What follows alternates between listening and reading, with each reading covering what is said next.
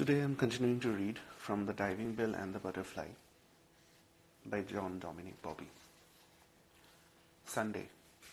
Through the window, I watched the reddish-yellow hospital buildings light up under the sun's first rays. The big brickwork takes on exactly the same shade of pink as the Greek grammar book I had at school. I wasn't a brilliant Hellenist, to put it mildly, but I love that warm, deep shade. For me, it still conjures up a world of books and study, in which we consorted with Alcibiades' dog and the heroes of Thermopylae. Antique pink is what hardware shops call it. It has absolutely no resemblance to the candy floss pink of the hospital corridors, and even less to the mauve that coats the skirting boards and window frames in my room, which makes them look like the wrapping on a cheap perfume. Sunday. I dread Sunday, for if I am unlucky enough to have no visitors, there will be nothing at all to break the dreary passage of the hours. No physiotherapist, no speech pathologist, no shrink. Sunday is crossing the desert. Its only oasis, a sponge bath, even more perfunctory than usual. On such days, the nursing staff is plunged into gloomy lethargy by the delayed effects of Saturday night drinking, coupled with regret at missing the family picnic, the trip to the fair, or the shrimp fishing denied them by the Sunday duty roster. The bath I am given bears more resemblance to drawing and quartering than to hydrotherapy. A triple dose of the finest eau de toilette fails to mask the reality. I stink. Sunday. If the TV is turned on, it is vital to choose the right channel. It is a matter of strategy, for 3 or 4 hours are likely to go by before the return of the kindly soul who can change channels. Sometimes it is wiser to forego an interesting program if it is followed by a tearful soap opera, a silly game show, on a raucous talk show. Violent applause hurts my ears. I prefer the peace of documentaries on art, history, or animals. I watch them without the sound, the way you watch flames in a fireplace. Sunday. The bell gravely tolls the hours. The small health department calendar on the wall, whittled away day by day, announces that it is already August. Mysterious paradox. Time, motionless here, gallops out there. In my contracted world, the hours drag on, but the months flash by. I can't believe it's August. Friends, their wives and children have scattered to the summer winds. In my thoughts I steal into their summer quarters. Never mind if doing so tugs at my heart. In Brittany, a pack of children returns from the market on bikes, every face radiant with laughter. Some of these kids have long since entered the age of major adolescent concerns. But along these rhododendron-lined Breton roads, everyone rediscovers lost innocence. This afternoon they will be boating around the island. The small outbound laboring against the current, someone will be stretched out in the bows, eyes closed, arm trailing in the cool water. In the south, a burning sun insists you retreat into the cool depths of the house. You feel sketchbooks with watercolors. A small cat with a broken leg seeks shady corners in the priest's garden, and a little farther on, in the flat Camargue Delta country, a cluster of young bulls skirts a marsh that gives off a smell of aniseed. And all over the country activities are underway for the great domestic event of the day. I know mothers everywhere are tired of preparing it, but for me it's the legendary forgotten ritual, lunch. Sunday. I contemplate my books, piled up on the windowsill to constitute a small library, a rather useless one. For today, no one will come to read them to me.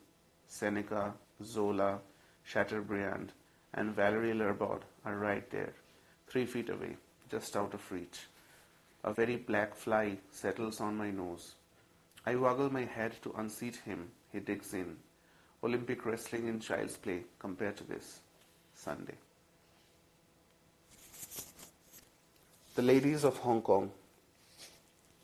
I love to travel. Fortunately, I have stowed away enough pictures, smells, and sensations over the course of the years to enable me to leave Burke far behind on days when a leaden sky rules out any chance of going outdoors. Their strange wanderings, the sour smell of a New York bar, the odor of poverty in a Rangoon market, little bits of the world, the white icy nights of St. Petersburg, or the unbelievably molten sun at Furnace Creek in the Nevada desert. This week has been somewhat special.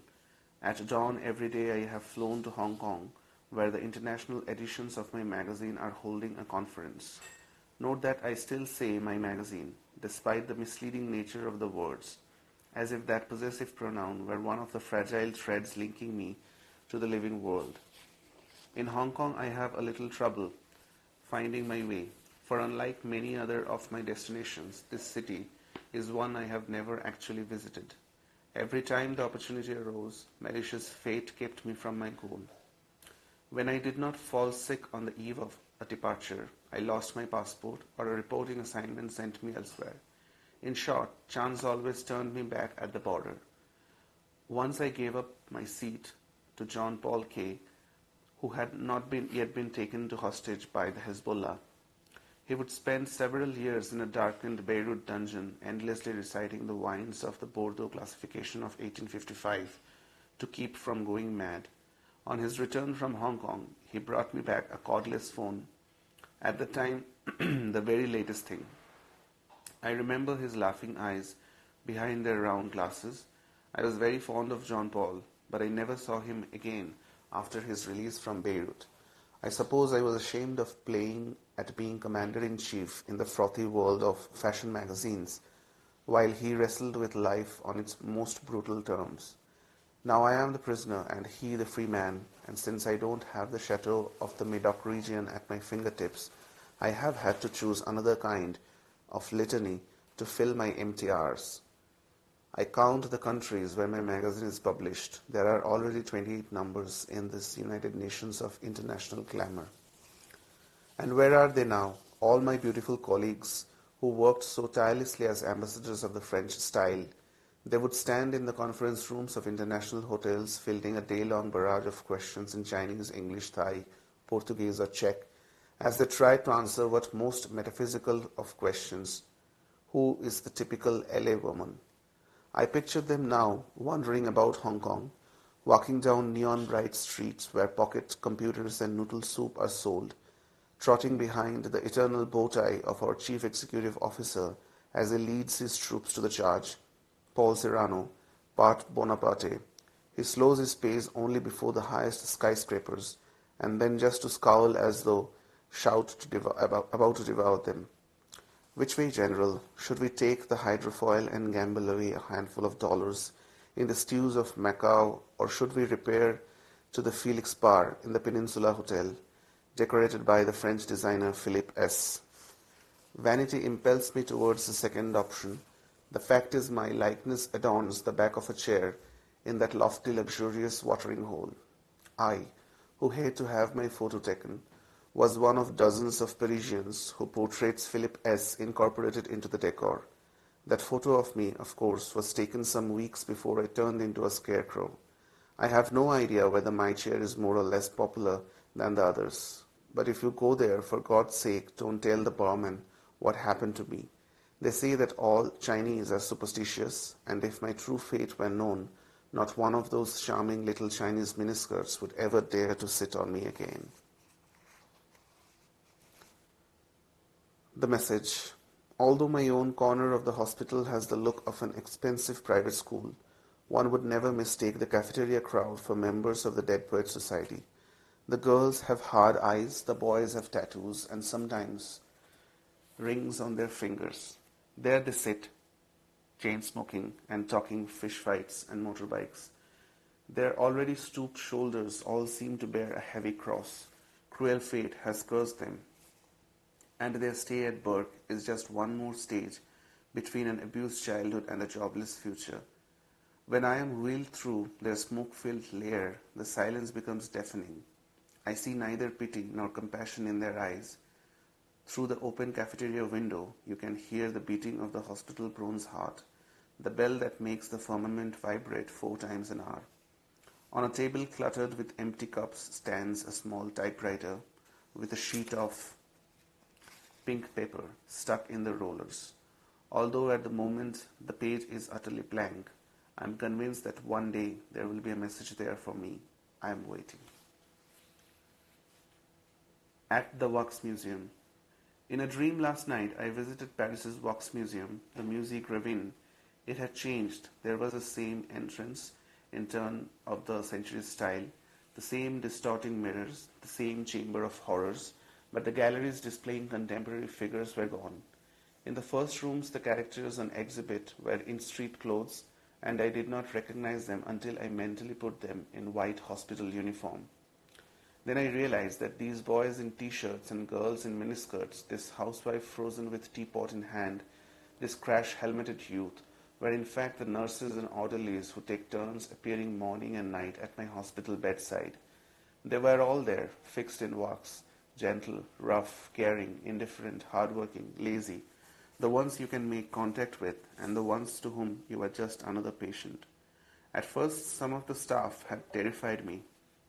I saw them only as my jailers, as accomplices in some awful plot.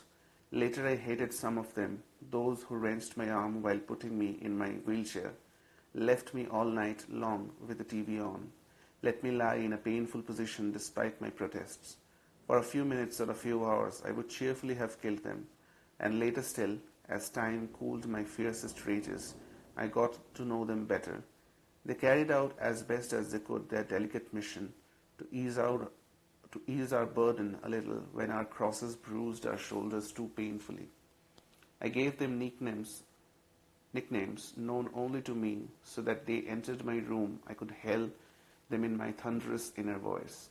Hey, Blue Eyes. Morning, Big Bird. They, of course, remained unaware. The one who dances around my bed and strikes an Elvis's pose as he asks, "How are you doing?" is David Bowie. Professor makes me laugh, with his baby face and grey hair and the gravity with which he utters the unvarying judgment. So far, so good. Rambo and Terminator, as you might imagine, are not exactly models of gentleness. I prefer Thermometer. Her dedication would be beyond approach if she did not regularly forget the implement she thrusts under my armpit. In my dream, the museum sculptor was not altogether successful in capturing the smiles and scowls of Burke's hospital personnel. They are northerners, whose ancestors have always lived on this strip of France between the Channel coast and the rich fields of Picardy. They readily lapse into their local patois as soon as they are alone together. Some of the figures were very poor likenesses. To get them right, you would need the talent of one of these medieval miniaturists whose magic brush brought to life the folk who once thronged the roads of Flanders. Our artist does not possess such skill, yet he has managed to capture the youthful charm of the student nurses with their dimpled country girl arms and full pink cheeks. As I left the room, I realized that I was fond of all these torturers of mine. Entering the next exhibit, I was surprised to find myself back in room 119, apparently reproduced down to the last detail. But as I got closer, the photos, drawings, posters on my walls turned out to be a patchwork of ill-defined colors. Like an impressionist painting, it was a pattern intended to create an illusion at a certain distance. There was no one on the bed, just a hollow in the middle of the yellow sheets bathed in pallid light.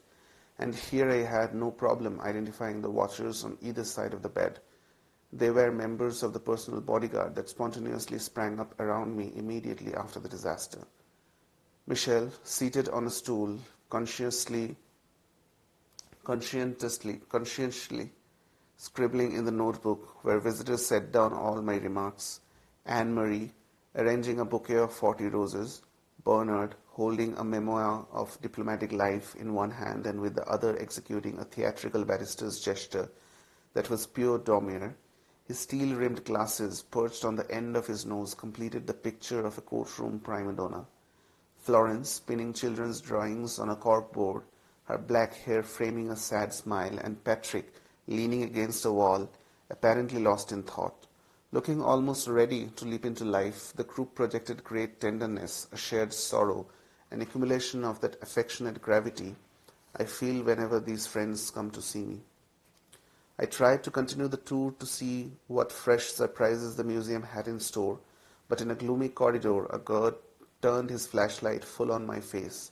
I had to shut my eyes right tight. When I awoke, a real nurse with plump arms was leaning over me, her pen light in her hand. "Your sleeping pill. Do you want it now, or shall I come back in an hour?"